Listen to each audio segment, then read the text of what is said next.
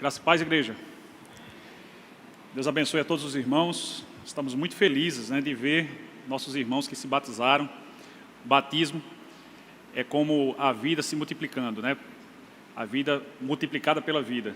Aquele que reconhece a Cristo como Senhor e Salvador das suas vidas tem a vida ao quadrado, que nasceu duas vezes. Nasceu naturalmente e nasceu espiritualmente. E a palavra de Deus diz que assim como a gente foi morto com Jesus, no batismo, que a gente possa ressuscitar com Ele, como Ele ressuscitou da glória do Pai, para viver uma novidade de vida. E viver uma novidade de vida tem a ver com o tema que a gente escolheu para o mês de dezembro, esperançar. Queridos, quero convidar vocês a orar nesse instante, por aquilo que será a meditação da palavra, que vocês possam também interceder pela minha vida, para que eu possa ser instrumento do Senhor. Assim como eu vou estar intercedendo a Deus por vocês, para que os corações de vocês estejam prontos para aquilo que o Senhor quer falar para vocês. Amém? Deus, obrigado, meu Deus, pela oportunidade da ministração da Tua palavra. Meu Pai, perdoa os nossos pecados. Que nesse momento nós possamos, limpos de consciência, estar com os corações prontos para ouvir o Espírito Santo, para aquilo que o Senhor preparou para nós, entrar nos nossos corações e fazer transformação das nossas mentes, daquilo que nós temos vivido, do modo como temos reagido aos desafios da vida e às circunstâncias adversas. Olhando para Jesus, o autor e consumador da nossa fé, nós possamos ser motivados, inspirados, entusiasmados, estar cheios do Teu Espírito para fazer aquilo que o Senhor nos chamou para fazer. Porque às vezes estamos tão centrados nos nossos problemas, nas nossas dificuldades e esquecemos que o Senhor está realizando uma obra no mundo e que o Senhor nos chama, Pai, apesar de quem nós somos e pela Tua graça, o Senhor nos chama a fazer parte dessa obra. E eu te peço que nos dê sabedoria, discernimento para entender o Teu chamado e para vencer os desafios do dia a dia, entendendo que o propósito da nossa vida é a missão que o Senhor nos confiou. Na certeza de que um dia estaremos na Tua glória, nossa morada celestial. Hoje, nós queremos ser renovados no nosso entendimento para os desafios que começam quando a gente sair daqui da igreja, aqueles que estão presentes, e quando a gente desligar o aplicativo, aqueles que estão à distância. Ministra aos nossos corações em nome de Jesus. Amém. A gente fala, quando a gente sair,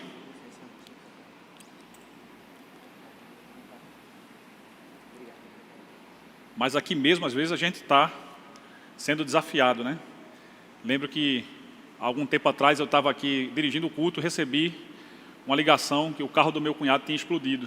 Então, no meio do culto, eu me despedi, pedi à igreja oração e fui embora. A igreja ficou orando e, graças a Deus, ele sobreviveu daquele acidente. E hoje, minha irmã, que deve estar, inclusive, participando do culto, mandei o link para ela, está no hospital com Covid. São tantos desafios que a gente enfrenta na vida, mas como é bom a gente ter uma família espiritual que possa interceder por nós, que possa nos ajudar, nos fortalecer.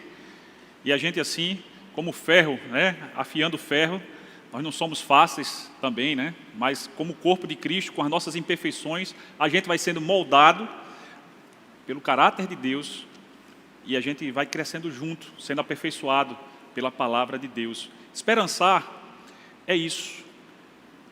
Esperançar é você olhar para frente, aquilo que está proposto como alvo, como objetivo, e você fazer o possível, superando os seus limites. Entusiasmar significa ser cheio do Espírito de Deus. Não é motivação somente. O combustível que nos move é o Espírito de Deus para que a gente possa vencer os nossos limites, as nossas crenças que nos limitam a nossa compreensão daquilo que a gente pode fazer e a gente entender o alvo que Deus nos propôs. É muito além do que simplesmente sobreviver. Esperançar é muito além do que sobreviver. E nesses últimos meses, parece que a nossa estratégia principal tem sido sobreviver. E isso é justo, é legítimo. A estratégia da gente nessa guerra contra a Covid tem sido, de fato, a sobrevivência. Por isso que a gente hoje está fazendo um culto semipresencial, senão a igreja, eu tenho certeza que estaria cheia. Como a gente se alegra, com o batismo. Dia de batismo, normalmente a igreja está cheia, porque é um momento realmente de muita alegria. E se a gente está fazendo dessa forma, é porque a nossa estratégia hoje é a sobrevivência. mas a gente precisa pensar, principalmente no mês de dezembro, que os propósitos de Deus, para além da pandemia, incluindo a pandemia, são muito maiores do que aquilo que a gente consegue ver. Como Deus tem usado essa circunstância adversa para transformar as nossas mentes. Entender o valor de sermos igreja, de sermos corpo de Cristo. Entender o valor de termos a mente de Cristo, até para a gente olhar para as circunstâncias adversas, não do nosso ponto de vista limitado, mas do ponto de vista de Deus. Estou vendo Lelo, Aureliano ali atrás, e lembrando, né, do último velório que a gente fez aqui na nossa igreja, né, e a família, como se sentiu acolhida pelo carinho que a igreja deu para eles naquele momento difícil.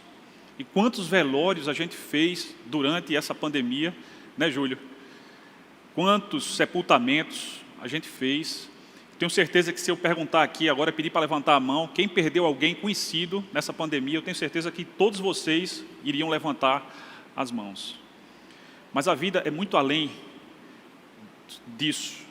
A vida é muito além da sobrevivência. A vida vai muito além simplesmente da nossa vida física. E o apóstolo Paulo, consciente do valor que o nascimento, o ministério de Jesus, eu gosto do mês do Natal, de não pensar apenas no milagre do nascimento virginal de Jesus, mas de pensar na consumação do ministério dele. Eu gosto de no Natal pensar não no Jesus menino, mas no Jesus maduro, adulto, que tomou a sua cruz e foi para a cruz pagar um preço que ele não devia.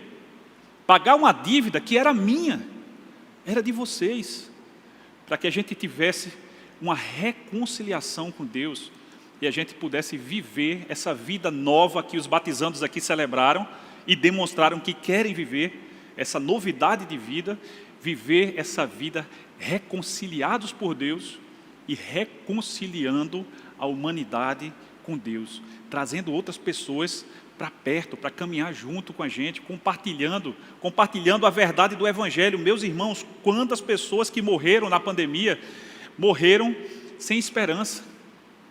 Quantos hoje que estão nos hospitais não têm esperança, não têm certeza de salvação. Quantos pensam que se fecharem os olhos hoje, acabou tudo. Lembro que quando passei, não pela Covid, mas por uma embolia pulmonar, muito tempo atrás, eu não tinha certeza de nada, a não ser de que se eu morresse naquele momento, Deus me receberia nos seus braços e diria: venha para a sua morada celestial, meu filho. Isso tem valor. Eu não posso ficar com essa verdade somente para mim.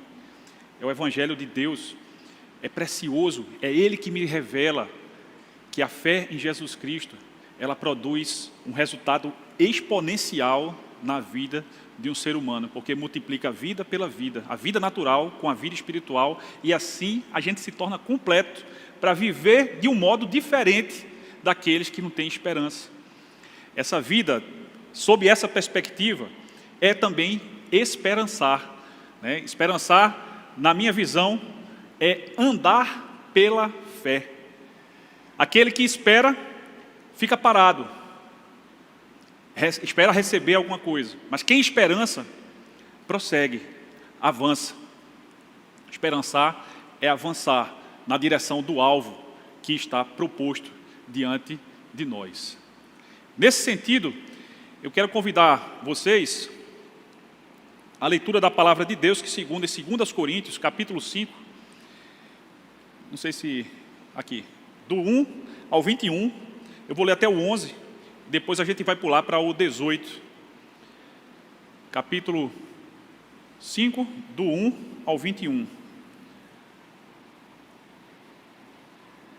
Sabemos que se for destruída a temporária habitação terrena em que vivemos, eu estou lendo na versão NVI, temos da parte de Deus um edifício, uma casa eterna no céu, não construída por mãos humanas. Enquanto isso, gememos, desejando ser revestidos da nossa habitação celestial, porque, estando vestidos, não seremos encontrados nus. Pois enquanto estamos nesta casa, gememos, nos angustiamos, porque não queremos ser despidos, mas revestidos da nossa habitação celestial, para aquilo que é mortal seja absorvido pela vida. Foi Deus que nos preparou para esse propósito, dando-nos o Espírito como garantia do que está por vir. Portanto, temos sempre confiança e sabemos que enquanto estamos no corpo, estamos longe do Senhor.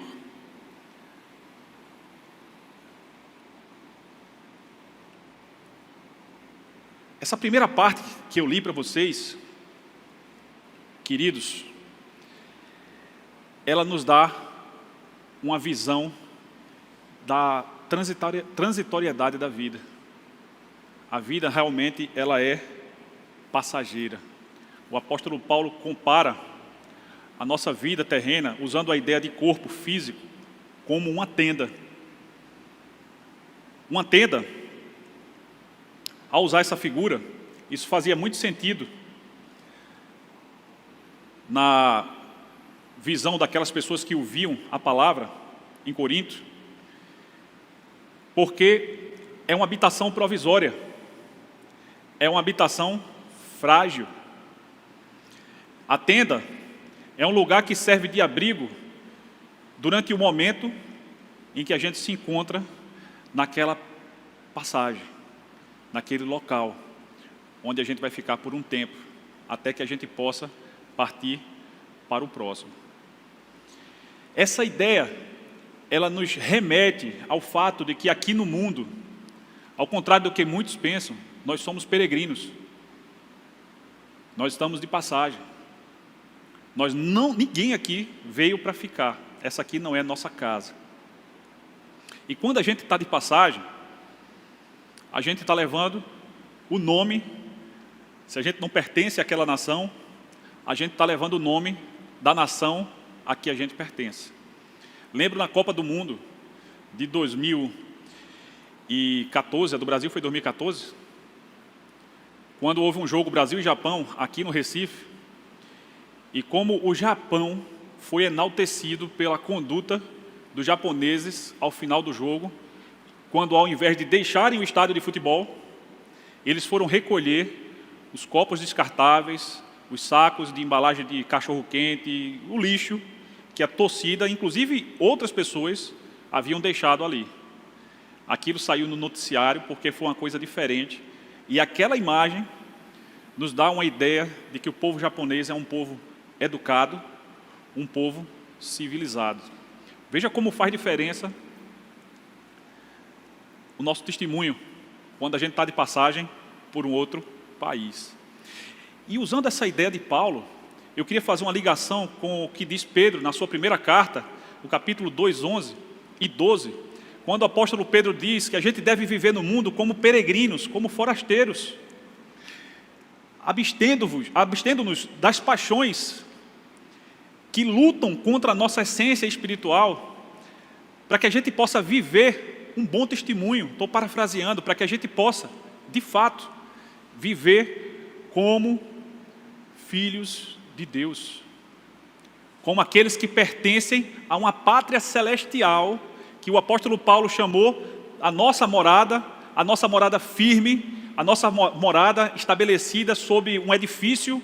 A ideia não é mais de tenda, a ideia aqui é um prédio de alvenaria, como esse que agora a gente está aqui, que está brigando a gente, ou a sua casa aí onde você se encontra. E Paulo compara a estrutura, a solidez de uma construção de alvenaria como essas, a nossa morada celestial. Por quê? Porque ela permanece, ela não será desfeita. Paulo está chamando a atenção dos irmãos, queridos, para não viver apenas para essa vida. Aqueles que estão sem esperança, aqueles que estão desesperados, eles estão pensando muito mais, talvez, na finitude da vida, que é um fato, do que naquilo que Deus tem reservado para nós. O que significa isso? Que a gente não vai usar máscara? Eu estou sem máscara agora para poder o som sair melhor, mas tão logo terminar eu vou colocar minha máscara.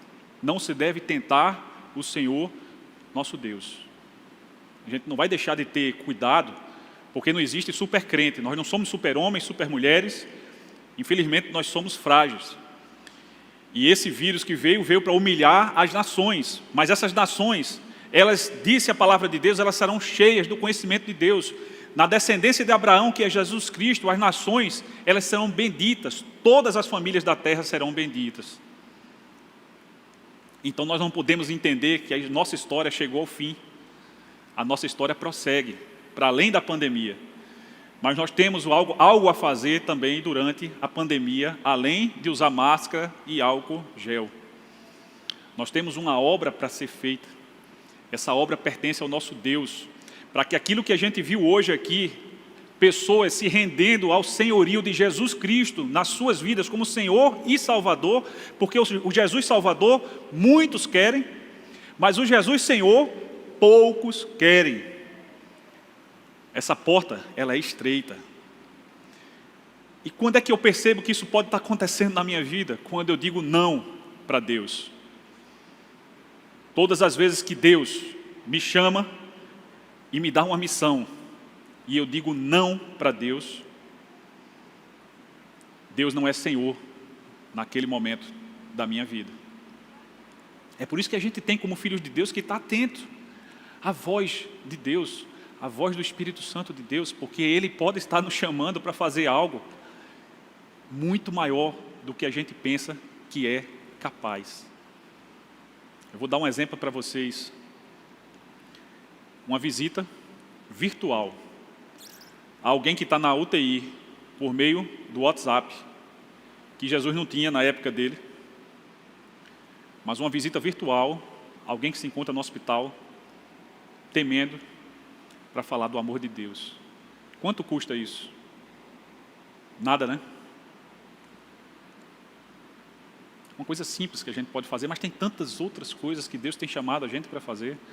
E graças a Deus, pastor Alberto, porque sobre a liderança do Senhor e iluminação do Espírito, a gente conseguiu nessa pandemia, não digo que a gente não tenha cometido falhas no processo, porque é típico do homem falhar, mas a gente conseguiu, né, caminhar juntos, manter a ideia de comunidade, perceber, e era preciso que a gente entendesse isso, que ser igreja não é algo que está restrito ao templo físico. Paulo também está falando disso. Vai além. Nós somos igreja, mesmo cada um na sua casa, mas unidos num só propósito, de glorificar a Deus. E tendo a preocupação de questionar a Deus, como eu posso ser relevante para a vida de outra pessoa. Ainda ontem eu dava testemunho de uma situação, quando eu estava na UTI, em 2016, e que eu estava já de paciência esgotada de estar ali, apesar da minha gratidão pelo cuidado, e eu comecei a orar a Deus, pedindo a Deus uma oportunidade. Eu comecei a perceber como minha vida estava sendo restaurada e salva por aquelas pessoas ali, e eu queria fazer alguma coisa por alguém, e eu comecei a pedir a Deus, Senhor, uma oportunidade, Deus. Me dá uma oportunidade de fazer alguma coisa para Ti aqui nessa UTI. E essa oportunidade veio depois de uma noite, em claro que eu passei, com uma idosa sendo socorrida na minha frente, e a equipe médica, durante toda a noite, lutando pela vida daquela mulher. E de manhã, parece que a decisão mais importante para salvar aquela mulher era entubar aquela paciente. Entubar é um processo realmente difícil, né? Mas era o que ia salvar a vida daquela mulher. E a filha não queria, por hipótese alguma, autorizar a intubação. E Deus me deu a oportunidade, eu chamei ela no meu leito, e o que eu fiz foi só testemunhar para ela o que eu vi. O que a equipe estava fazendo pela mãe dela durante toda a noite. Eu não consegui dormir aquela noite, mas Deus me permitiu ficar aberto, com os olhos abertos, para poder ver aquilo que estava acontecendo, o cuidado. E mediante aquele testemunho, do cuidado da equipe médica, eu pedi a ela, deixe a equipe salvar a sua mãe. Eles têm feito um bom trabalho. E aquela mulher desabou em choro, depois aquela paciente foi entubada. Foi a oportunidade que Deus me deu. Não sei se Ele deu outra oportunidade. Mas eu lembro que foi muito significativo para mim, quando eu voltei para aquela UTI pela primeira vez, depois de ter sido curado, e eu fui visitar um paciente naquela mesma UTI, como pastor, no Hospital Santa Joana, aqui em Recife, E o paciente se encontrava no leito 10 da UTI, e foi justamente o leito que eu tinha ficado. E aquilo fez muito sentido para mim, porque é como se Deus dissesse para mim: meu filho, você esteve aí deitado, agora você vai estar aí em pé, falando aquilo que foi feito por você, não do ponto de vista médico apenas, mas também do ponto de vista espiritual. E a gente, quando chega de novo, assim, né, que a gente que já passou por UTI, que chega, né, Fabíola, passasse também pela UTI, não? Quem passou pela UTI aqui? Quem está presente? Quem já teve essa experiência? Quando a gente volta da UTI, a gente volta meio bobo, né? Já voltou, teve a oportunidade de voltar, a gente volta meio bobo. Eu voltei querendo reconhecer as pessoas e falar com elas, né? Dizer: sou eu. Mas antes que eu dissesse isso, uma pessoa me disse: ah, você era aquele que é pastor? E eu fiquei surpreso que ela me reconhecesse. E pelo que ela disse, eles ficaram surpresos com o fato de que eu passava todo o tempo lendo a Bíblia. Passava todo o tempo lendo a Bíblia. Eu nunca li tanta Bíblia como naqueles dias. Como as aflições nos aproximam de Deus, né, gente? Como é fácil a gente se esquecer de Deus sem a pandemia. A pandemia vai passar, meu povo. A pandemia vai passar, mas a gente não pode esquecer do nosso Senhor. Ele não precisa de nós precisamos dele.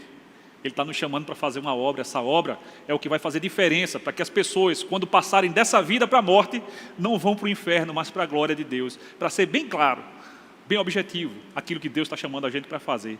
Como Ele está chamando a gente para fazer? Com o que você tem nas mãos. O apóstolo Paulo tinha a palavra. O apóstolo Pedro tinha experiência de pescador. O pastor Tiago tem a simpatia que ele tem, que quando ele dá um bom dia para a igreja, né, é uma coisa bonita de ver o sorriso de Tiago. O pastor Alberto tem essa tranquilidade. Pastor Júlio, o acolhimento, o serviço, né? Fábio tem o amor pela família, o cuidado. E essas coisas impactam a vida de outras pessoas, gente. Essas coisas impactam tudo que a gente precisa. Pastor Marcos, o zelo pelo pequeno grupo, pela família, a sede dele de servir a Deus como pastor no ministério que Deus entregou para ele. Aquilo que Deus tem colocado nas nossas mãos é para ser usado, meus irmãos. Tudo que a gente precisa pedir a Deus é uma oportunidade e ficar pronto. A gente tem que esperançar, a gente tem que pensar além, porque um dia a nossa tenda será desfeita, mas quando essa tenda for desfeita, o apóstolo Paulo está falando sobre isso, que a gente possa receber, a gente possa ser revestido. Ele fala da ideia de corpo, não somente como uma casa, mas também como uma roupa. Ele diz: nós não queremos estar nus, mas queremos ser revestidos da nossa morada celestial. Que coisa linda, né? Palavra de Deus. E ele continua dizendo: porque vivemos por fé e não pelo que vemos. Temos, pois, confiança e preferimos estar ausentes do corpo e habitar com o Senhor. Por isso temos o propósito de lhe agradar, quer estejamos no corpo, quer o deixemos. De outra forma, o que ele está dizendo aqui é que, dentro da perspectiva da fé em Jesus Cristo, sabendo que nós temos uma morada celestial reservada para nós, a nossa vida aqui tem que ser uma vida relevante. Relevante, que espelhe o nosso amor a Deus e ao próximo. A Bíblia diz que se a gente diz que ama a Deus e não ama o nosso irmão, a gente faz Deus mentiroso, porque não é possível amar a Deus que a gente não vê e não amar ao nosso irmão que a gente vê. E amar, queridos, não é sentimento. Amar é atitude. São atitudes práticas, como consolar alguém que está passando por um luto, como ligar. Às vezes, quando pastor, eu me sinto muito em falta, porque o rebanho é grande, graças a Deus, né? O rebanho é grande, mas a gente não tem condições de abraçar todo mundo. E Deus tem usado anjos, como por exemplo os líderes de pequeno grupo. Estou vendo o pastor Marcos ali, estou vendo o Fábio, Natália, né, como os líderes de pequeno grupo que têm ajudado a gente, né, a conduzir juntos, estimular juntos o povo de Deus na nossa peregrinação terrena, não por fé, aliás, caminhando por fé e não por aquilo que a gente vê. Lembro que Tomé,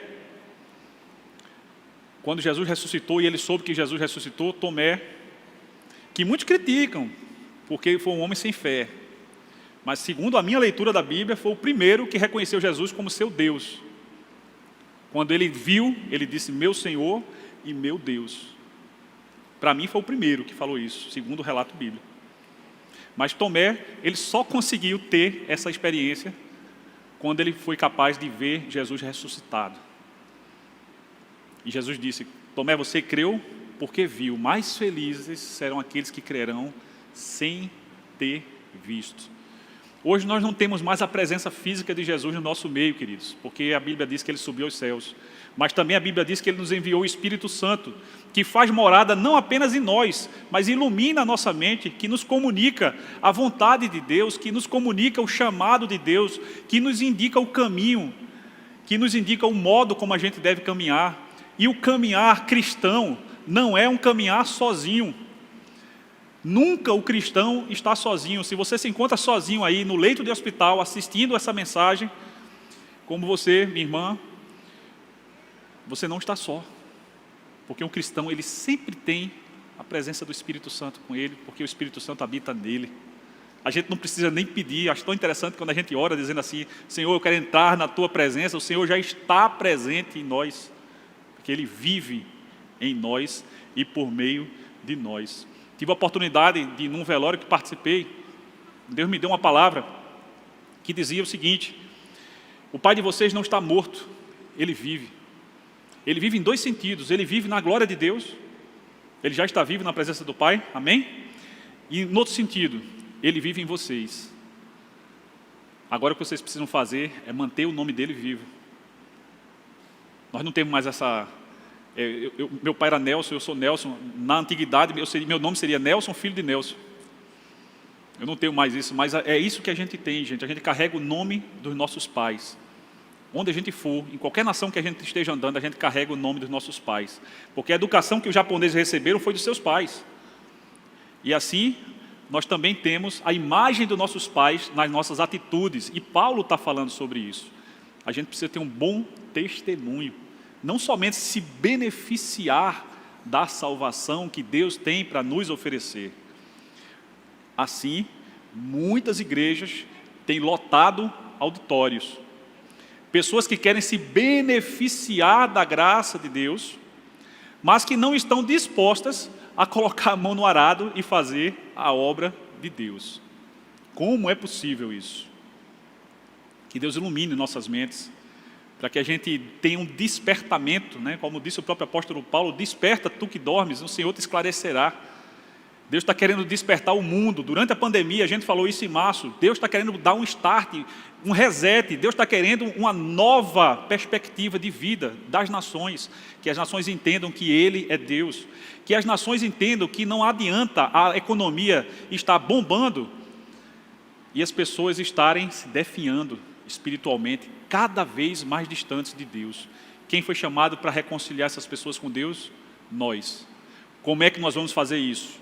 Como igreja, cada um usando os dons que Deus colocou à sua disposição. Só peça a Deus uma oportunidade, seja no leito da UTI, seja na escola onde você trabalha, seja no trabalho, seja no ônibus. Essa semana eu estava correndo aqui na Antônio Falcão. Achei tão interessante que eu estava com fone de ouvido, mas tive a percepção de ver uma pessoa me chamando. Quando eu me aproximei dele, parei, e ele disse: dá para o senhor abrir o retrovisor do meu carro? Aí eu disse: dá. Abriu o retrovisor do carro dele e disse: Deus te abençoe, vá com Deus. Eu não tinha ideia, quando eu saí de casa, que eu ia ter aquela oportunidade de falar, né, uma bênção para aquele homem. Não percam a oportunidade, gente, de abençoar. Não percam a oportunidade de usar a língua como instrumento de bênção na vida das pessoas, com discernimento. Discernimento que precisa estar na mente da gente, é pela palavra, é por ouvir a voz de Deus e para fazer escolhas. Paulo está falando sobre isso. O nosso propósito é agradar a Deus. Quer estejamos nessa vida, quer estejamos na glória, que a gente esteja sempre com esse propósito, adorar o nosso Deus no modo como a gente vive. E finalizando, né, chegando na parte final da mensagem, pelo menos na segunda metade, se nós vivemos pela fé, não por aquilo que vemos, nós vivemos, por exemplo, como Abraão. Deus chamou Abraão e deu uma visão para ele, e disse para Abraão: Abraão, conta as estrelas do céu. Se Abraão tivesse ainda hoje vivo, ele não tinha contado as estrelas do céu. Mas Deus disse: semelhante a isso que você está vendo, será aquela nação que vai vir de você. Um homem cuja mulher era estéril, mais de 70 anos de idade, e a gente sabe como é difícil, né, para uma pessoa em avançada idade gerar uma vida, e ele não gerou somente uma vida, mas uma nação. E Jesus Cristo tem feito muito mais do que isso. O descendente de Abraão prometido, em Gênesis 2:3, Jesus Cristo, nosso Senhor, tem feito muito mais do que isso, tem gerado uma nação celestial, a partir do momento que um ser humano, pecador, entende a sua natureza de pecador, entende o que foi feito na cruz. Na cruz, Jesus pagou um preço. Eu gosto de pensar no Natal como se fosse a Páscoa. Eu não gosto só de pensar no Natal como o nascimento de Jesus, mas a consumação da sua obra. E na cruz, ele pagou um preço. Ele cumpriu uma sentença por um pecado que era meu, que era seu. E por conta disso, nós recebemos de Deus o tratamento que era dado para ele, o Filho de Deus sem pecado. Nós fomos justificados pelo sacrifício de Jesus Cristo na cruz, para que a gente tivesse uma vida, aquela vida que ele disse que a gente teria, abundante, uma vida que nos ilumina a viver de uma outra perspectiva, pela fé, como Abraão, que não viu a nação de Israel, mas que caminhou a sua jornada, confiando na promessa de Deus, até mesmo quando ele teve o desafio de oferecer o seu filho, o filho da promessa, que haveria de cumprir a promessa de uma nação, ofereceu o seu filho em holocausto a Deus, e por isso ele se tornou o pai da fé.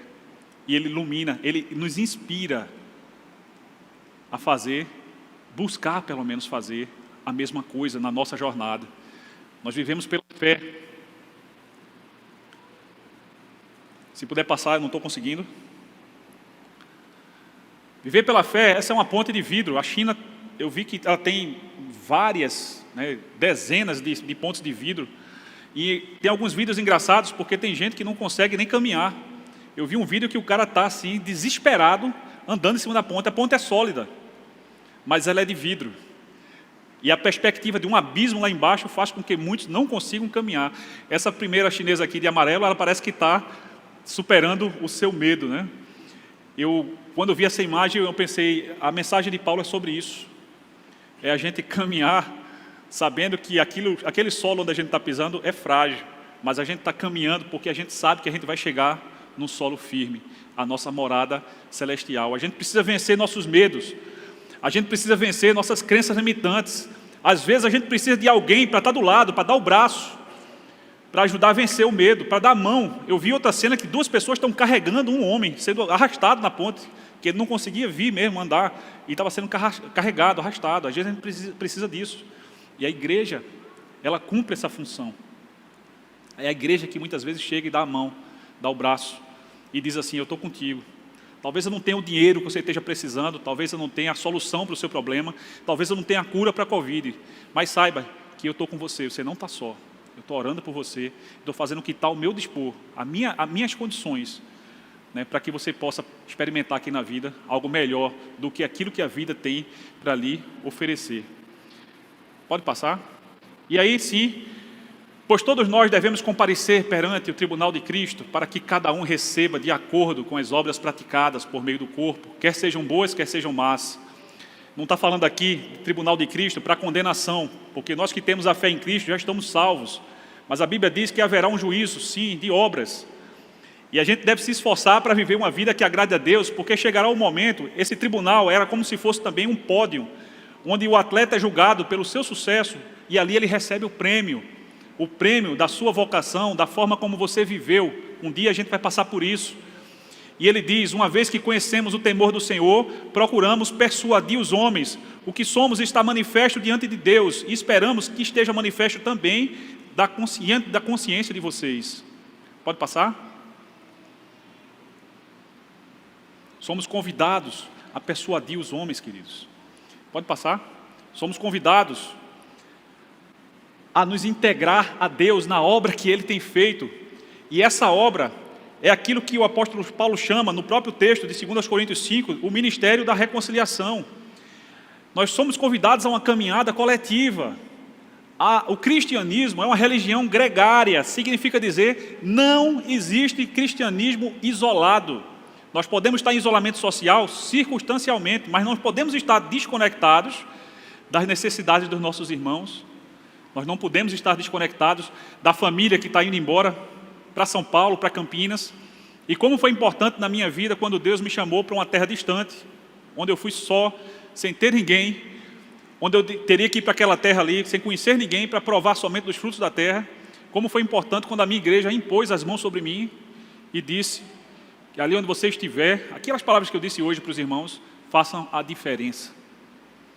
Você é sal, você é luz. Não se acende uma luz para se colocar debaixo do móvel. A gente hoje tem eletricidade, então a gente não percebe o fato de que muitas vezes ali a referência era uma tocha. Uma tocha acesa, ela traz vida para aquele lugar que estava morto. Ela ilumina um ambiente. Uma tocha, ela tem o poder de contaminar outras que estão apagadas. Quem já viu aquela cena, a tocha acendendo outra tocha? Quando a gente tem o fogo do Espírito, que é o fervor de viver para Deus, orientados pela palavra, a disposição de negar a nós mesmos, tomar a nossa cruz, seguir, orar no Espírito, esvaziados de nós mesmos, das nossas vontades, a gente faz isso, a gente caminha com outros, a gente chama outros para participar dessa peregrinação. Nem todos vão querer, mas Deus já tem preparado aqueles que vão aceitar o convite. Não deixemos de fazer o convite, testemunhando aquilo que Deus tem feito pela sua própria vida. Quantos vão querer caminhar com Cristo só por aquilo que Ele fez na sua vida? Chame para essa caminhada, porque tudo provém de Deus, que nos reconciliou consigo mesmo por meio de Cristo e nos deu o ministério da reconciliação. Ou seja, que Deus em Cristo estava reconciliando consigo o mundo, não lançando em conta os pecados dos homens, e nos confiou a mensagem da reconciliação. Pode passar?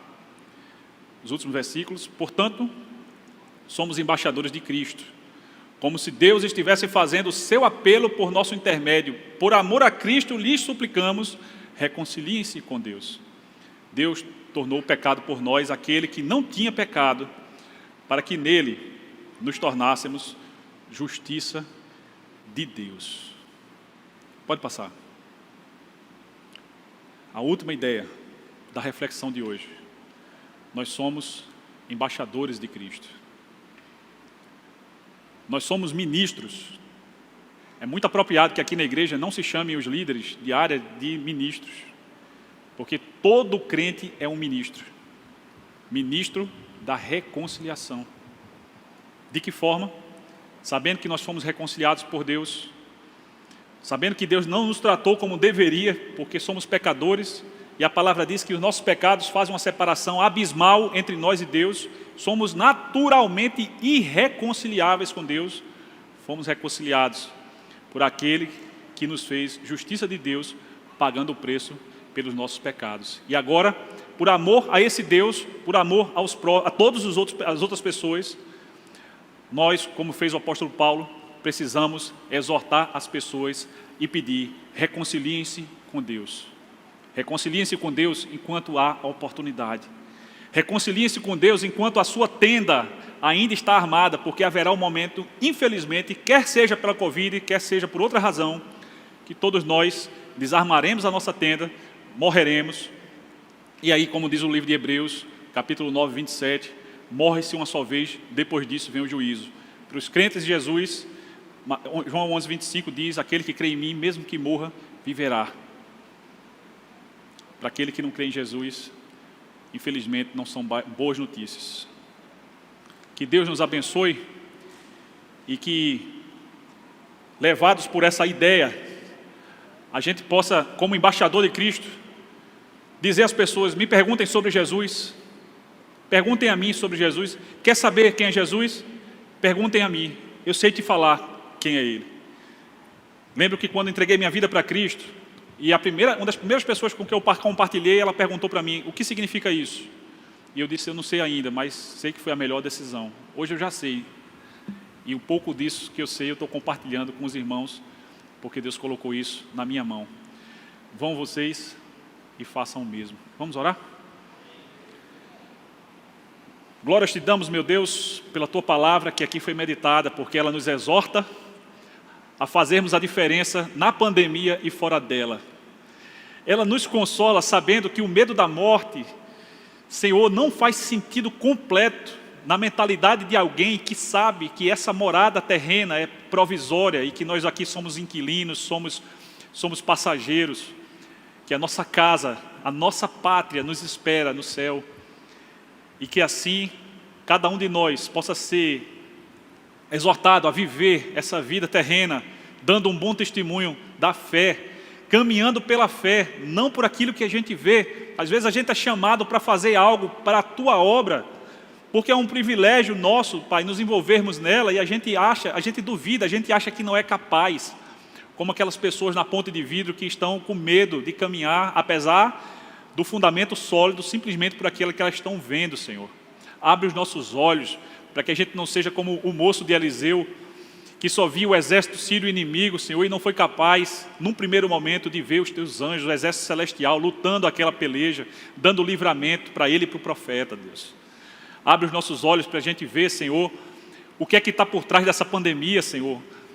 Não, como dizem aí as teorias da conspiração, não os interesses econômicos que estão por trás disso, não quem vai se beneficiar disso, mas como as nações precisam se beneficiar de um inimigo invisível que tem colocado as nações de joelhos, assim como Satanás tem feito. Como as nações têm a se beneficiar com o ministério da reconciliação que o Senhor, por meio dele, nos alcançou e ao mesmo tempo nos confiou, para que com essa convicção a gente possa fazer aquilo que o Senhor tem nos chamado para fazer como igreja. Alimentar a fé dos demais, trazê-los para perto, para a nossa jornada. E quando a gente estiver fraco, Senhor, ser fortalecido, entender que o Senhor é o nosso refúgio, a nossa fortaleza, o nosso socorro na adversidade, mas que a nossa vida espiritual é muito além do que simplesmente pedir socorro. Mas tendo sido socorridos pelo Senhor, que a gente também possa ter a coragem de falar do teu socorro para outras pessoas que estão desesperadas, estão clamando, estão sofrendo, estão nesse momento chorando, e nós podemos enxugar as suas lágrimas, às vezes não entregando imediatamente aquilo que elas precisam, como o apóstolo Paulo, como o apóstolo Pedro, melhor dizendo, que às portas do templo, a um pedido de esmola, respondeu: não tenho prata nem ouro, mas isso que eu tenho, eu te dou, levanta-te e anda. Manifestações do teu poder ainda são feitas hoje, na vida de homens e mulheres que creem em Jesus Cristo.